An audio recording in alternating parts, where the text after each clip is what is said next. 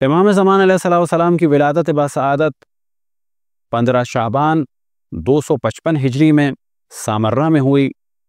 آپ کے والد ماجد امام حسن عسکری علیہ السلام اور آپ کی والدہ ماجدہ حضرت نرجس خاتون صلوات اللہ وسلامہ علیہا۔ والد کی جانب سے آپ امام حسین علیہ السلام تک بھی آپ کی نسل پہنچتی، آپ کا شجرہ پہنچتا ہے، اور امام حسن کی جانب بھی۔ لہٰذا بعض کتب سنت میں جب ذکر ہوا تو اس چیز کا بھی ذکر ہوا کہ امام مہدی علیہ السلام رسول اللہ صلی اللہ علیہ وسلم کی نسل سے ہیں، حضرت فاطمہ سلام اللہ علیہ کی نسل سے ہیں،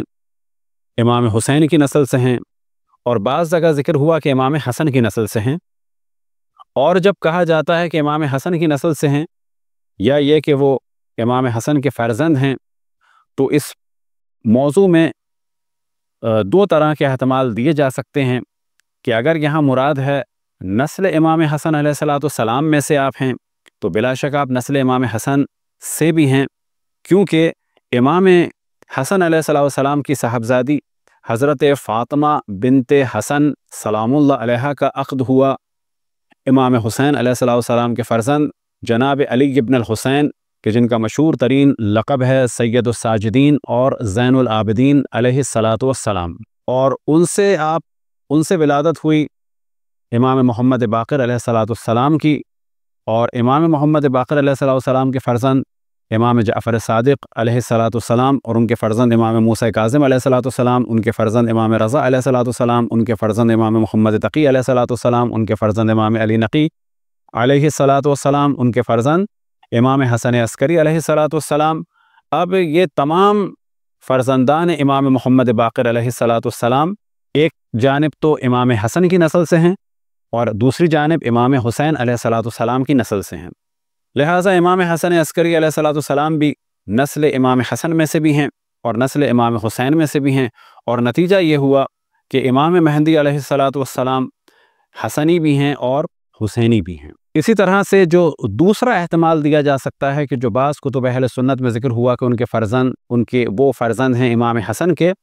تو ممکن ہے کہ یہ اشارہ ہو کیونکہ ان کے والد ماجد کا نام ہے حسن، یعنی امام حسن عسکری علیہ السلام۔ تو عالم اسلام میں جتنی بھی روایات رسول اللہ صلی اللہ علیہ وآلہ وسلم سے نقل ہوئی ہیں خلفاء کے بارے میں، ائمہ کے بارے میں، تو وہ مقدار جو بیان ہوئی ہے وہ ہے صرف اور صرف 12، اور 12 کے علاوہ کوئی مقدار بیان نہیں ہوئی ہے، نہ 4 اور نہ ہی کوئی اور مقدار۔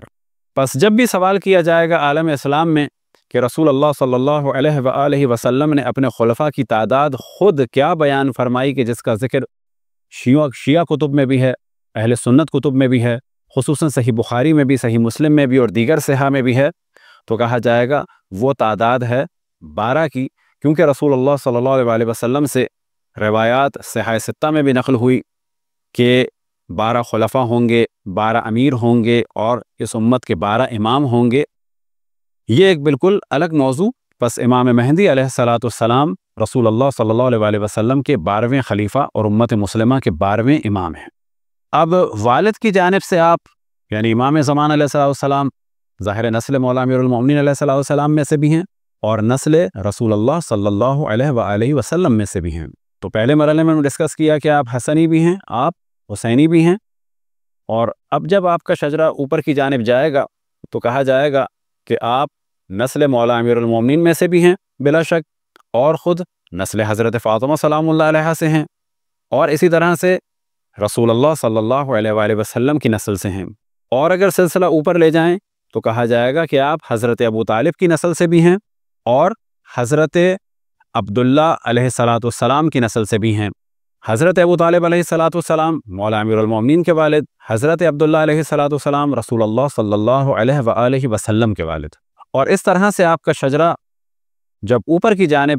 آپ دیکھنا شروع کریں تو یہ شجرہ پہنچتا ہے حضرت اسماعیل تک، اور حضرت اسماعیل سے حضرت ابراہیم تک۔ والدہ کا شجرہ یعنی والدہ ماجدہ امام زمان علیہ السلام حضرت نرجس خاتون، ان کا شجرہ پہنچتا ہے 2 جانب۔ حضرت نرجس خاتون سلام اللہ علیہ کا تعلق 2 اہم شخصیات سے ہے۔ والد کی جانب سے وہ قیصر روم کے خاندان سے ہیں، اور یہ خاندان پہنچتا ہے حضرت داؤد تک، اور حضرت داؤد سے یہ سلسلہ جب اوپر کی جانب جاتا ہے تو پہنچ جاتا ہے حضرت اسحاق، اور حضرت اسحاق سے پھر حضرت ابراہیم علیہ السلام تک۔ اور حضرت نرجس خاتون سلام اللہ علیہا کا شجرہ ان کی والدہ کی جانب سے پہنچتا ہے جناب شمعون صفا، کہ جنہیں عموماً لوگ پہچانتے ہیں جناب سائمن پیٹر کے نام سے، اور حضرت سائمن پیٹر کو عام طور پر لوگ یہ تصور کرتے ہیں ان کے بارے میں کہ ان کا تعلق اسلام سے نہیں ہے، تو یاد رکھیں کہ وہ حضرت عیسیٰ علیہ السلام کے حواریوں میں سے تھے، اور انتہائی پاک اور صاف اور طیب اور طاہر افراد میں سے تھے، اور حضرت عیسیٰ علیہ السلام کے وصی تھے، اور حضرت عیسیٰ علیہ السلام کے صحیح معنی میں جانشین تھے۔ تو حضرت نرجس خاتون سلام اللہ علیہ کا شجرہ والدہ کی جانب سے پہنچتا ہے جناب شمعون صفا، یعنی جناب حضرت سائمن پیٹر کی جانب۔ تو یہ تو ہم نے مختصر سی گفتگو کی امام زمان علیہ السلام کے شجرہ مبارک کے بارے میں۔ 260 ہجری میں امام حسن عسکری علیہ السلام کی شہادت واقع ہوئی، اور 260 ہجری میں شہادت کے بعد عوام نے، پبلک نے آخری دفعہ جب امام زمان علیہ السلام کو دیکھا ہے تو وہ جو زیادہ مشہور قول ہے یہ کہ امام حسن عسکری علیہ السلام کی نماز جنازہ میں دیکھا ہے۔ اب یہاں ایک موضوع کی جانب ہم توجہ دلائیں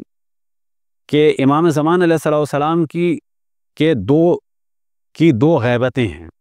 ایک ہے غیبت صغریٰ اور ایک ہے غیبت کبریٰ، یعنی بڑی غیبت اور چھوٹی غیبت۔ غیبت صغریٰ کتنے سال کی ہے؟ تو یہاں پر ڈسکشن ہے کہ یا وہ 69 ایئر کی ہے یا وہ تقریباً 74 کی۔ وجہ کیا ہے؟ وجہ یہ ہے کہ ڈسکشن یہ کرنا ہوگا کہ غیبت صغریٰ کب شروع ہوئی اور غیبت صغریٰ کب ختم ہوئی،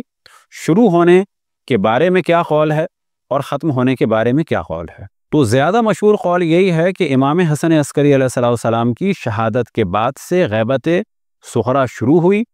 ایک اور قول کہ جو بعض علماء کی رائے ہے وہ یہ کہ امام زمان علیہ السلام ولادت کے بعد بھی غیبت ہی کے عالم میں تھے، فقط امام حسن عسکری علیہ السلام اور ان کے خاص اصحاب سے ان کا کانٹیکٹ تھا۔ لہٰذا غیبت کی اگر ڈیفینیشن لی جائے کہ عام افراد کی نگاہوں سے اوجھل، تو کہا جا سکتا ہے کہ غیبت کی ابتدا ولادت کے بعد سے بھی مانی جا سکتی ہے، اور امام حسن عسکری علیہ السلام کی شہادت کے بعد سے بھی مانی جا سکتی ہے، اور زیادہ مشہور قول یہی ہے کہ آپ کی غیبت کی ابتدا کو مانا جائے امام حسن عسکری علیہ السلام کی شہادت۔ اب اگر آپ کی ولادت سے کاؤنٹ کیا جائے تو یہ 74 ایئرز بن جائیں گے، اور اگر غیبت صغریٰ کی ابتدا کو آپ امام حسن عسکری علیہ السلام کی شہادت سے کاؤنٹ کیا جائے تو یہ بن جائیں گے تقریباً 69 ایئر۔ اسی طرح سے جب امام کو گرفتار کرنے کی کوشش کی گئی تھی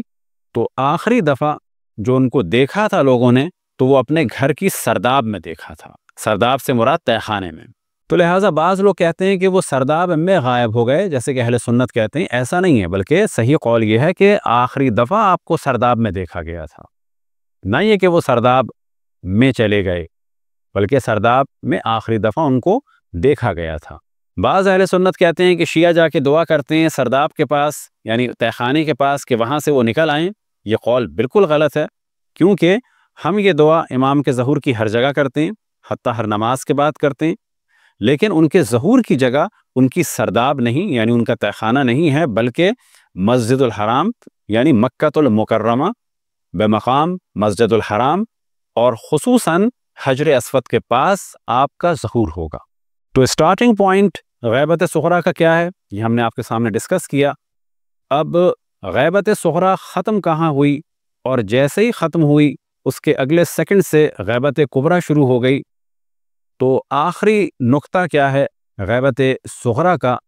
تو پھر ہم توجہ دلائیں گے اس جانب کہ امام زمان علیہ السلام کی غیبت صغریٰ میں ان کے 4 نائبین تھے، جناب عثمان ابن سعید، اور پھر ان کے فرزند جناب محمد ابن عثمان، اور پھر ان کے بعد جناب حسین بن روح، اور پھر ان کے بعد جناب علی بن محمد سمری۔